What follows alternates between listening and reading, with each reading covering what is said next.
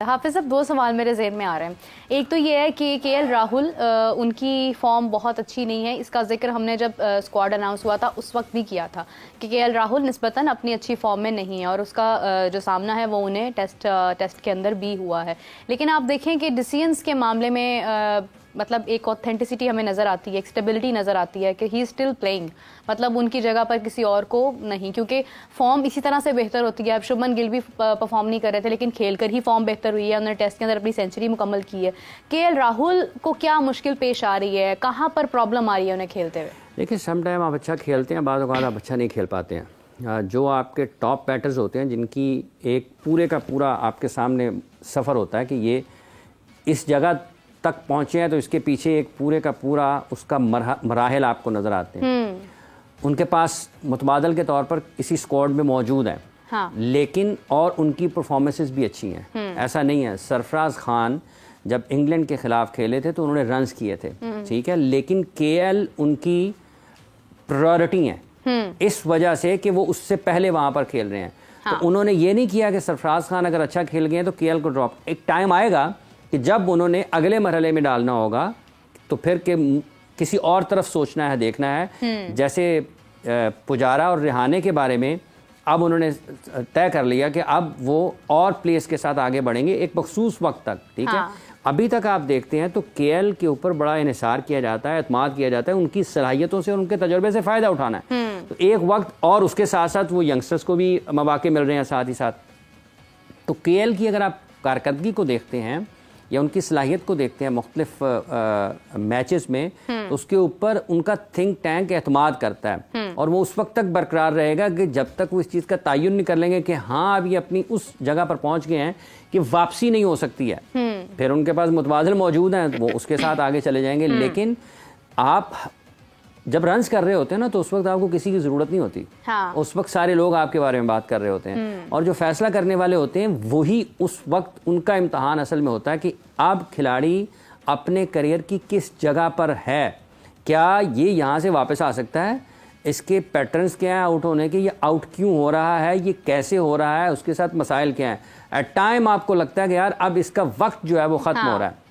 तो इस समझ बूझ के लिए फैसले करने वाले जो उनको भी इतना अंदाज़ा और इसका एहसास और इतनी समझ बूझ होनी चाहिए। अगर आपके पास नहीं होती है तो फिर आप क्या कहते हैं, यार 2 मैचेस में ड्रॉप है, ठीक है, इसको उसकी जगह पर खिला दें। तो इस तरह टीमें आपकी स्टेबल होती नहीं हैं। तो केएल राहुल अपनी इस टीम में वो मुख्तलिफ नंबर्स पर मुख्तलिफ मौके के ऊपर बहुत अच्छी परफॉर्मेंसेस दे चुके हैं। अभी साउथ अफ्रीका में जब इंडिया की टीम गई थी तो वहाँ पर उन्होंने एक 3 फिगर इनिंग्स खेली थी मेरा ख्याल है कि, और वहाँ पर कंडीशंस बहुत मुश्किल भी थी।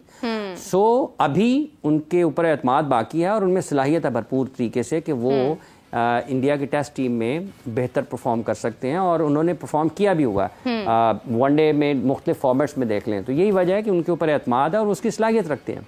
बिल्कुल सही बात है हाफिज साहब। अगर हम देखते हैं एक और चीज़, जैसे मैंने कहा था 2 सवाल मेरे जहन में केएल राहुल, दूसरी चीज़ ये है कि मैंने टेस्ट में अभी जो चीज़ नोटिस की है इंडिया और बांग्लादेश के टेस्ट में, वो ये है कि वो रन्स बनाते चले गए हैं। उनके लिए कोई भी लिमिट नहीं थी अनटिल अनलेस पूरी टीम जो है वो अपना मतलब जो जिस वजह से वो मौजूद हैं वो हक अदा करते। पाकिस्तान में जब बांग्लादेश खेलने के लिए आया था, रिजवान क्योंकि 170 बना चुके थे, डबल सेंचुरी मुकम्मल करने के करीब थे, उस वक्त क्या हमें ज़रूरत थी कि हम मैच डिक्लेयर कर देते इतने मामूली रन्स के ऊपर? देखिए, डिक्लेयर इंडिया ने भी किया, डेक्लेरेशन मतलब ऑन बोर्ड तो चीजें बन चुकी थी। डेक्लेरेशन इंडिया की तरफ से भी हुआ है, पाकिस्तान की तरफ से। पाकिस्तान खेल रहा था पहली इनिंग्स, इंडिया खेल रहा है दूसरी इनिंग्स, ठीक है। जब आप पहली इनिंग्स खेल रहे होते हैं डेक्लेरेशन इंटायरली डिफरेंट अप्रोच के साथ की जाती है। जब आप सेकंड इनिंग्स खेल रहे होते हैं तो आपकी डिक्लेरेशन इंटायरली डिफरेंट अप्रोच के साथ होती है। बिल्कुल। पहली इनिंग्स में आप डिक्लेयर कर रहे हैं तो खेल का जो वक्त है 1.5 दिन हुआ होगा, 1.25 दिन हुआ होगा, 2.25 दिन हुए होंगे। जब आप सेकंड इनिंग्स में डिक्लेरेशन की तरफ जा रहे हैं तो तीसरा दिन है, 3.5 दिन हो गए हैं। तो पिच का इस्तेमाल उस हिसाब से है कि कितना प्ले हो चुका है, ठीक है। डिक्लेरेशन यहाँ पर भी हुआ है, डिक्लेरेशन वहाँ पर भी हुआ है। रन्स जो हैं उसके हालात मुख्तलिफ हैं। हाँ। उसके हालात मुख्तलिफ हैं। पाकिस्तान में जब डिक्लेयर किया गया रिजवान को 171 के ऊपर, उस वक्त भी ये सोच ज़रूर थी पाकिस्तान में मुख्तलिफ क्रिकेट खेलने वाले लोगों की और क्रिकेट का जायज़ा लेने वाले लोगों की कि पाकिस्तान को थोड़ा इंतज़ार करना चाहिए था और मैक्सिमम रन्स ऑन बोर्ड जाने की ज़रूरत थी, और जिसका बाद में एहसास भी हुआ कि शायद फ़ैसला गलत हो गया था।